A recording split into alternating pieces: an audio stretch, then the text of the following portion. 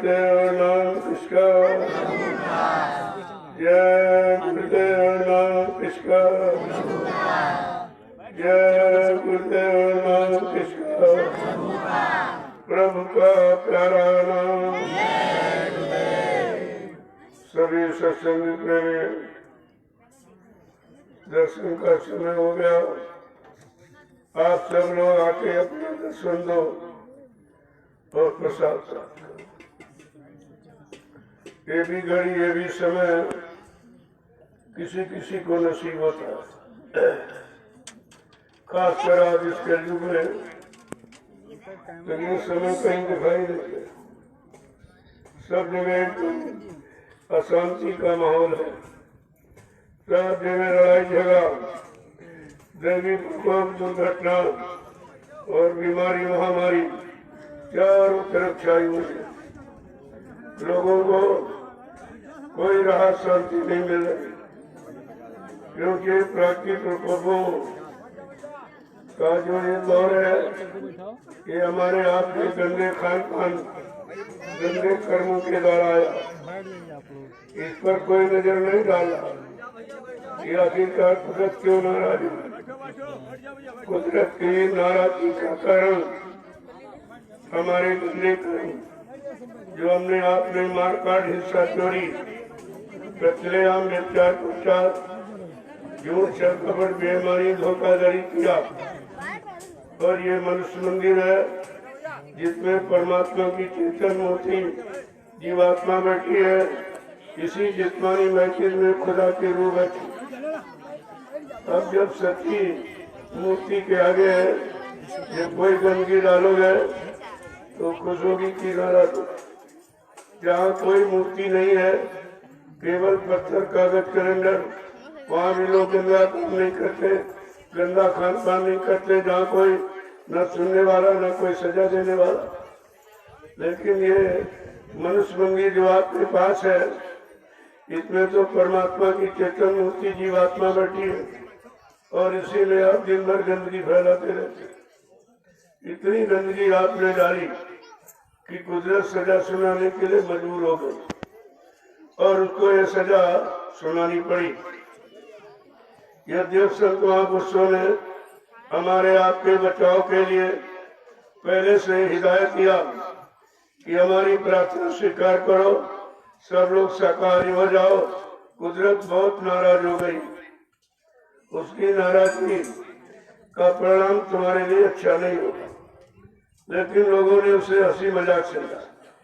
अरे महात्मा कोई हंसी मजाक करते, आगे आने वाले समय की जानकारी देते हैं, होने वाली मुसीबत, आपत्ति, बीमारियों को आपको उससे बचाने के लिए पहले से आगाह करते हैं। लेकिन तुम उनकी बातों को मानते नहीं, उनके वचनों को सुनते हो, लेकिन गौर ख्याल नहीं करते हो और न अपने जीवन में उतारने की कोशिश करते हो। तो आप देख लिए उसका कितना बड़ा परिणाम है कि सारा विश्व आज बीमारी के चपेट में है, और इसका निदान और समाधान किसी के पास है। सब इस पर हैरान परेशान भी, लेकिन फिर भी नहीं सोच रहे हैं कि जितने शाकाहार का प्रचार कराया, उस महापुरुष की तलाश करो, वो तुमको इसका समाधान भी बता देगा। क्योंकि उन्होंने जब आपको पहले ही बताया कि चलो ये धार्मिक देश है, तुम धार्मिक नहीं बन पाए, तुम सच्चे ईमानदार, महात्मा, त्यागी, तपस्वी नहीं बन पाए, अरे तो शाकाहारी बन जाओ, इसमें कौन सी आफत तुम्हारी। अगर तुम शाकाहारी बन जाओ तो कहा था मैं कुदरत से तुम्हारे लिए प्रार्थना कर दूंगा और वो तुम्हें दंड नहीं देगी। लेकिन लोगों ने इस बात को नहीं समझा कि महात्माओं का संबंध सीधे कुदरत से होता है, और वो जो चाहे वो कुदरत से काम ले सकते हैं और करा सकते हैं, माफी भी करा सकते हैं, और नहीं मानो तो अपना बरद हस्त हमारे आपके सिर से हटा लेंगे तो कुदरत राजमा मचा देगी। कहा था कुदरत, इसीलिए तो प्रचार कराया कि शाकाहारी बन जाओगे, बीमारियों से बच जाओगे।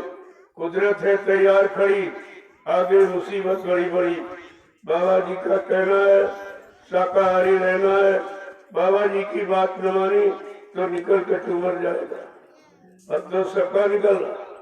कटूमर का मतलब है दुख दर्द मुसीबत कैसे जब अंदर से जो आ निकलती है वो कटूमर ही होता है। अब सब रो रहे, सब चिल्ला रहे, क्या धनी मानी, क्या गरीब अमीर, क्या हिंदू मुसलमान सिख ईसाई ब्राह्मण क्षत्रिय वैश्य जैन हिंदू मतलब स्त्री पुरुष कोई बाकी नहीं है जो कुदरत की मार से परेशान न हो। फिर भी लोग अभी विचार नहीं करें। जबकि गोस्वामी महाराज ने रामचरितमानस के उत्तरकांड में पहले इशारा किया कि अगर आपत्ति मुसीबत बीमारियों महामारियों से अपने को सुरक्षित रखना चाहते हो, अपने मानव जीवन को कल्याण बनाना चाहते हो, तो उन्होंने लिखा ऐसे बिन हरि भजन खगेसा मिट्टी है न जीवन के कलेसा। मानव जीवन में आने वाले जितने भी कष्ट मुसीबत आपत्ति बीमारी महामारी लड़ाई झगड़ा देवी दुर्घटनाएं हैं, ये सब भगवान के भजन से जाएगी। और इसका कोई उपाय किसी तरह की कोई दवा इसकी नहीं है। हरि भजन और उसका इशारा भी तुम नहीं समझ। तो तुम्हें तो इसीलिए कि भाई ये हरि भजन तो लोगों ने सतयुग में किया और राम भजन त्रेता में किया और कृष्ण भजन द्वापर में किया। तो कलयुग में कौन सा भजन? कहती प्रभु भजन। जब प्रभु भजन करोगे तब कलयुग की समस्त बीमारी महामारी कष्टों से आपको राहत शांति मिल जाएगी। तो इसीलिए तो प्रभु नाम हम सब कलयुग के जीवों के लिए जगाया गया और प्रचार किया गया कि इसको यानी मतलब समय से जानकारी लोगों को दे दो ताकि कलयुग के जीव अपने समय के नाम का स्मरण करें और आपत्ति मुसीबत से बच जाए। लेकिन इस पर किसी ने विचार नहीं किया। अभी सत्संगी ने विचार किया। सत्संगी कौन है? अगर सत्संगी होता तो मथुरा से थोड़ी भगते लोग गुरु दरबार को नहीं छोड़ते, गुरु के चरण और शरण से कभी नहीं अलग होते। अगर गुरु की महिमा गर्वा गर्मा को जानते होते कि गुरु किस काम के लिए आता है और कौन सा काम करके जाता है, किस आपत्ति मुसीबतों से बचाने के लिए आया है, कौन सी सुख शांति देना चाहते हैं, अगर ये सब जानकारी आपने सत्संग सुन के कर ली होती तो आज देश की हालत नहीं होती। सत्संग भी सुना और माना कुछ नहीं, केवल कान सुनते रहे, मन ने स्वीकार नहीं किया और ऐसी स्थिति परिस्थिति सामने बन के खड़ी हो गई है कि किसी को भागने का रास्ता नहीं दिखाई दे रहा। किधर से भागेंगे, कहाँ जाएंगे? सब अंततोगत्वा आपको संत महापुरुषों की शरण में आना पड़ेगा, उनके वचनों को मानना पड़ेगा, उनके अनुसार अपने मानव जीवन को चलाना पड़ेगा, तभी सुख शांति मिल सकती है। अन्यथा कोई उपाय नहीं। जोर लगा ले अहले जमाने, कितना जोर लगाएगा, जग में जय गुरुदेव का झंडा लहर लहर लहराएगा। कितनी बड़ी बात है ये जमाना, कितना जोर लगा। जो खराब जमाना आया है, ये लोग निंदा आलोचना बुराई के सिवा कुछ कर ही नहीं गए। इनके दिमाग में और कोई अच्छी बात आती है। अरे अच्छी बातों का प्रचार करो, जब अच्छी बातें मुख से निकालोगे तुम्हारे मुख की शुद्धि हो जाएगी। जो भी तुमने गंदा संदा मुख से निकाला, बददेशील शब्दों का कोई प्रयोग किया है, तो संत महापुरुषों के अच्छे वचनों को निकाल कर अपनी जबान की शुद्धि कर लो, मैं इसकी भी सजा मिलेगी आप। तो सत्संगी तो कोई दिखाई नहीं पड़ रहा। इसीलिए कहा था बच्चा सत्संगी बनाए जा रहे, सतगुरुदयाल ने कहा सत्संगी बनाए जा रहे। और हम कहते हमारे गांव में, हमारे ब्लॉक तहसील जिले में इतने सत्संगी सत्संगी हो गए, और जरा सा एक नमूना छोड़ दिया तो एक भी सत्संगी नहीं दिखाई दिया। 45 करोड़ में एक भी नहीं दिखाई दिया जो गुरु की शरण में बना रहता या गुरु पर पक्का विश्वास करके दरबार में टिका रहता और लाभ प्राप्त करता।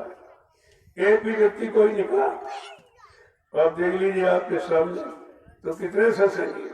सत्संगी बनना इतना आसान है जो सत्य का संगी है, सत्य के सिवा और कुछ नहीं पकड़ता है, किसी का साथ नहीं करता है, किसी के साथ रहता नहीं, किसी के साथ चलता नहीं और कोई ऐसा काम करता नहीं, उसको सत्संगी कहते हैं। अभी तो एक झूठ के संग में सब झूठ पकड़े घूम रहे, कहाँ माल मिलेगा, कहाँ पैसा मिलेगा, कैसे मिलेगा, कोई झूठ बोलना पड़े, बेईमानी धोखा देना पड़े, छल कपट करना पड़े, एक आधार केवल धन। ये तो कलयुग का, ये तो कलयुग के जीव निकले जो धन को दाम को पकड़ रहे, और सतयुग के जीव वो है जो नाम को पकड़ेंगे। नाम और दाम में यही फर्क है। तभी तो लोगों की समझ में आया नहीं कि दाम और नाम का मतलब क्या। हम सब दाम को पकड़े हैं, पकड़ने की कोशिश करते हैं, बोलते ढूंढते रहते हैं कि दाम के लिए चाहे जितना झूठ बोलना पड़े, छल कपट बेईमानी कुछ भी, हिंसा चोरी कुछ भी करनी पड़े, लेकिन दाम मिलना चाहिए। फिर तो दाम तो कर चुका समझ। तो अभी सतयुग की तैयारी कौन कर रहा है? सतयुग तरफ कदम किसने उठाया और बढ़ाया है, या थोड़ा वो चला है कोई? ये सब आपको विचार करना चाहिए। इसीलिए प्रातःकालीन आपको सत्संग मिलता है, और ये सायंकाल भी, जबकि हिंदुस्तान में कहीं नहीं होगा, सब जगह पूर्ण विराम लगा हुआ, कहीं सत्संग की कोई चर्चा नहीं करता। क्योंकि अगर सत्संग तुमने सुना होता और उसको पकड़कर अपने जीवन में उतार कर कुछ लाभ प्राप्त किया होता, जो तो सत्संग चर्चा कोई नहीं बदलता। यह सब सुनाने वाले, बताने वाले, भाषण पीठ प्रवचन करने वाले, उसके बदले दान दक्षिणा, रुपया पैसा, सेवा सामान लेने वाले मिले, लेकिन मतलब नहीं, उस तरह का तो कोई निकला, कोई नहीं निकला। ये प्रमाण आपके सामने है। ये सतगुरु का परिवार 45 करोड़ का, और एक भी नहीं टिका, कोई नहीं टिका, कोई नहीं रुका। जब भी कहा था पड़े रहो दरबार में, धक्का धनी के खाओ, कबहू दीन दयाल के भले पड़ेगी कान। कहा तुम दरबार में पड़े रहना, अड़े रहना, कोई कुछ भी कहे, कितना कोई नाटक, किसी तरह की समस्या लाके तुम्हारे सामने खड़ा करे, तुम कभी विश्वास मत करना, और विश्वास बच्चों का करना, और बच्चों को पकड़कर दरबार में पड़े रहना। कभी न कभी मालिक की दया हो जाएगी। जब दरबार छोड़ दिया तो मिलेगा दर और दरबार दोनों छोड़। जब किसी का दर छोड़ोगे तो तुम्हारी कदर कौन करेगा? केवल दर पर, वो भी संतों के दर पर कदर हो सकती, और किसी दर पर कदर नहीं है। सब लोग अपनी कदर तुमसे करवाएंगे, तुम्हारी कदर कोई नहीं करेगा। सब लोग अपना लाभ तुमसे लेंगे और चाहेंगे, तुमको तुम्हारा लाभ कोई नहीं देगा। इतना भी आप नहीं समझ पाए। जबकि धर्मशास्त्रों ने कितना समझाया है कि हित अनित पशु पक्षी जाना, मानव तन गुण ज्ञान निधाना। कि हित अनित पशु पक्षी भी जानता, वो भी जानता कि हित हमारा कहाँ, हित कहाँ है, लेकिन तुम मानो शरीर पाकर और उसमें परीक्षण का यंत्र परमात्मा ने बुद्धि का आपको स्पेशल यंत्र दिया। बुद्धि तो सबको दी है, लेकिन ये विकासशील बुद्धि किसी के पास नहीं, जिसमें अच्छे बुरे की पहचान, पाप पुण्य की पहचान, शुभ अशुभ की पहचान, माँ बहन बेटी बहू की पहचान करने की पूरी शक्ति सामर्थ्य होती है। लेकिन जब सदगुरु के दरबार में जाओगे, तब आपको ये पकड़ना और ये सीखना और लेना, तब आपको आएगा। और ये बाजार कहीं नहीं लगा, कोई दुकान कहीं नहीं है जो आपको परमात्मा का रास्ता बता दे, परमात्मा लाभ दिला दे, या परमात्मा सेवा के बारे में इशारा कर दे। ऐसा कहीं दरबार नहीं है। लेकिन आपने दरबार ही छोड़ दिया। जब दरबार छोड़ दिया तो आपकी कदर कौन करेगा? आपकी संभाल कौन करेगा? आपकी रक्षा सुरक्षा संरक्षा हिफाजत कौन करेगा? इतना तो विचार आपको रखना चाहिए। क्योंकि जब सदगुरु दयाल ने कितना हमें आपको सुनाया, मथुरा में 10 जुलाई 1952 से 2012 तक, यानी 60 साल हमें आपको सुनाया और सिखाया, समझाया और चिताया और जगाया, जगा के खड़ा किया। अच्छे बुरे की पहचान बता दी, परमार्थी सेवा में लगाकर पाप कर्मों में माफी दिलाने की भी आपको बात बताई गई, और नाम दान देकर हम सब जीवात्माओं को निज घर जाने का अभ्यास कराया। ये काम सृष्टि में किसी ने नहीं किया। फिर भी आपने अपने समझदारी को नहीं पहचाना। जो काम मेरे हित का यानी शरीर समाज परिवार के हित का, देश के हित का और साथ साथ में जीवात्माओं के उद्धार का, ये दोनों काम यहाँ पर किसी ने किए नहीं है। और दोनों काम का वादा किया और कहा बच्चा मैं ये काम करके दिखाऊंगा। चाहे मुझको अपने इस वादों को, संकल्पों को, प्रतिज्ञा को, वचनों को पूरा करने के लिए अगर जरूरत पड़ी मैं 400 वर्ष तक इसी शरीर में रहूंगा और अपना काम करके ही जाऊंगा। फिर आप कैसे बोल गए? गुरु को झूठा समझा, झूठ बोलने वाला, वादा खिलाफी करने वाला, दगेबाजी करने वाला समझा। क्या संत महापुरुष झूठ बोलते हैं या किसी ने झूठ बोला है? ऐसा कोई प्रमाण प्रूफ तुम्हारे पास है? ये तो इतना विचार आपको रखना चाहिए। लेकिन वही बात है, जब कलयुग के घेरे में क्यों बैठा है तो कैसे समझने देगा? कलयुग काल तो पीछे लगा है, वो आपको न सुनने देगा, न समझने देगा, न सदगुरु दरबार में टिकने देगा, न शरण का लाभ लेने देगा और न परमार्थी सेवा करके पाप कर्मों को उतरवाने देगा और नाम दान यानी नाम की कमाई भी नहीं करने देगा। नहीं तो सारी जीवात्माएं जाग जाएंगी, सब अपने घर चली जाएगी, मेरा देश मेरा मुल्क खाली हो जाएगा। कितनी चिंता है काल को कि अगर संत महापुरुषों ने सबको जगा लिया, सारी जीवात्माओं को अपने हवाले कर लिया और अपने नाम जहाज पर बैठा दिया और घर पहुंचा दिया तो मेरा देश खाली हो जाएगा। मैं शासन, हुकूमत और राज अधिकार किस पर करूंगा? कितनी बड़ी चिंता है काल को। जब से सदगुरुदयाल ने अपना चरण काल की नगरी में रखा, काल को इतनी चिंता हो गई है और रात दिन इसी चिंता में रहता है कि इनके जीवों को कैसे बरगलाया जाए, भरमाया जाए, इनको शरण से कैसे हटाया जाए, बच्चों में विश्वास न करने दिया जाए। तो काल के कितने जीव तुम्हारे साथ लग गए सत्संगी बनकर कि हम भी सत्संगी। और बाबा जी ने पहले ही कहा था, तमाम कलयुग के जीवों ने मेरे यहाँ बैठ के नाम दान सुन लिया, ले नहीं लिया है, सुन लिया। काल ने उनकी ड्यूटी लगाई है, किसी भी जीव को सतगुरु की शरण में टिकने मत देना, बच्चों को यानी पर विश्वास मत करने देना, बच्चों का पालन करने मत देना, नाम की कमाई करने मत देना, परमार्थी सेवा में लगने मत देना। नहीं ये सारी जीवात्माएं निकल जाएगी, हमारा देश खाली हो जाएगा। प्रेमियों, जितनी ज्यादा चिंता काल को जीवों को फंसाने की है, उससे करोड़ों गुना ज्यादा चिंता दयाल को अपने जीवों को निकालने की है। अब ये काल दयाल की होड़ लग गई। इस होड़ को आपको समझना चाहिए। तुम काल की पारी में खड़े हो कि दयाल की पारी? तुम यहाँ निकलने की तैयारी करो कि फंसने की तैयारी करो? ये दे दीजिए, वो दे दीजिए, ये मिल जाए, वो मिल जाए। अरे जितना मिला वही तुमको निकलने नहीं दे रहा, और मांग लोगे तो जीवन में कभी निकल नहीं पाओगे और जीवन उसी फंसा में चला जाएगा और दोबारा फिर मनुष्य मंदिर मिलेगा नहीं। जो आप सोचते हो नहीं फिर मिल जाएगा, ये दोबारा नहीं मिलेगा।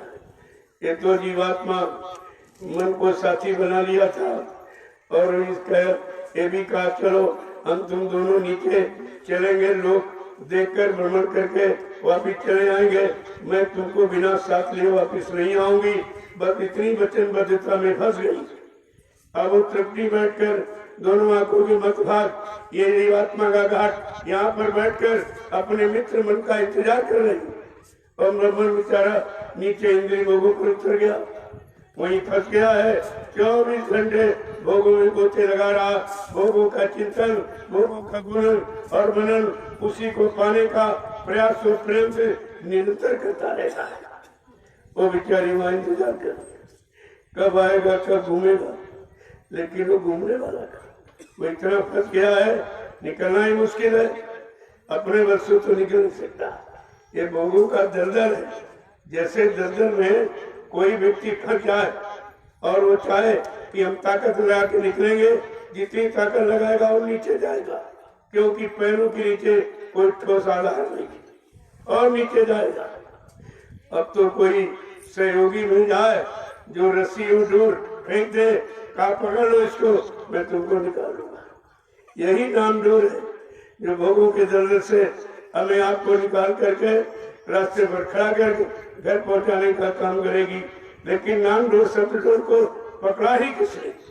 न किसी ने पकड़ा है, और पकड़कर न किसी ने यानी चढ़ने का अभ्यास प्रयास किया, कुछ नहीं, तो सबके सब वही बैठे रहे।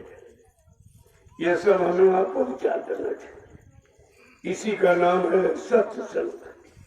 जब सत्य का संग जीते करोगे उसी दिन मुड़ जाओगे, उसी दिन चल पड़ोगे, तुम्हारा यानी यहाँ से निकलना शुरू हो जाएगा।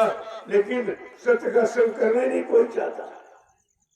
तुम निंदा आलोचना बुराई यानी काल का कर्म कर रहे, तो काल का जो तुमको फंसाए और बार बार जन्म मरण के चक्कर में ले आए, उसे काल का कर्म कहते।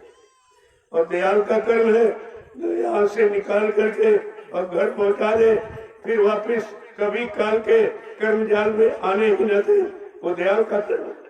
अभी दयाल काल के बारे में पहचानी नहीं कि दयाल कौन है, काल कौन है, काल क्या कर रहा है, दयाल क्या करने आया है, कौन सा काम करके दयाल हमें आपको काल के कर्मों के जाल से निकालकर घर की तरफ मुखातिब करेंगे और वापस पहुंचा देंगे। नहीं, कहा समझ लिया। तो सत्संगी बनना तो बहुत कठिन है। अभी सत्संगी का नाम ही बदनाम हो रहा। सत्संग के कहने को सत्संगी भाई और अर्थम करते हैं। ये सत्संगी बहन गुरु भाई, और जिनमें होती रोज लड़ाई। कहने को तो सत्संगी गुरु भाई बहन है, और विचारों में कितना अंतर। गंदगी भरे विचार, गंदगी देखना, गंदगी सोचना, और गंदगी पकड़ना, और गंदगी इकट्ठा करना, और गंदगी ही निरंतर रहना। तो बताओ ये कब जा सकेंगे? एक तो गंदगी पहले की भरी, वही नहीं हट पाई, और निरंतर इसकी उसकी वो भी अपने गुरु परिवार के प्रेमियों की गंदगी। इससे बड़ा कौन मतलब यानी दुर्भाग्यशाली होगा जो इसी काम में लगा। तो विचार करना चाहिए। जब सदगुरुदयाल की शरण में आप आए तो सर्वप्रथम का बच्चा 3 बातें सदैव याद रखना, न किसी की निंदा करना, न सुनना, न उसके पाप कर्म के बोझे से तुम लग जाओगे, फिर कभी तुम्हारा निकलना हो नहीं पाएगा। और कम खाना, जिससे आलस न हो, नींद न आए, भजन में मन लगे और मसीह सही तरीके से भोजन को पचा सके, उतना